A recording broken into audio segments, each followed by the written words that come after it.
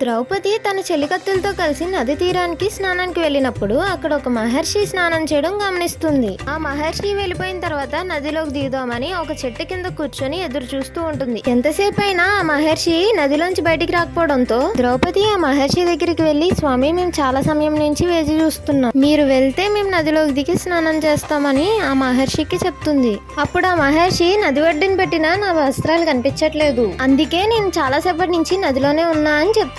వెంటనే ద్రౌపది తన చీర నుంచి కొంత భాగాన్ని నదిలోకి విసిరింది. కానీ అది నది ప్రవాహానికి కొట్టుకుపోవడంతో మళ్ళీ ద్రౌపది కొంత భాగాన్ని చింపి నదిలోకి విసిరింది. అది కూడా కొట్టుకుపోతుంది. మళ్ళీ ద్రౌపది తన చీరలోంచి కొంత భాగాన్ని ఇవ్వడానికి ప్రయత్నిస్తుంది. అప్పుడు ఆ మహర్షి, వద్దు మాత, ఈ వస్త్రంతో నీ దేహం కప్పుకోవడం కష్టమైపోతుంది, నీ పక్కనున్న వాళ్ళని అడుగు అంటారు. వాళ్ళు ఇవ్వడానికి నిరాకరిస్తారు. దాంతో మహర్షి ద్రౌపది సహాయానికి మెచ్చి, ఈ ఆపద కాలంలో కృష్ణుడే నీకు అండగా ఉంటాడు అని ఆశీర్వదించి అక్కడి నుంచి వెళ్ళిపోతారు.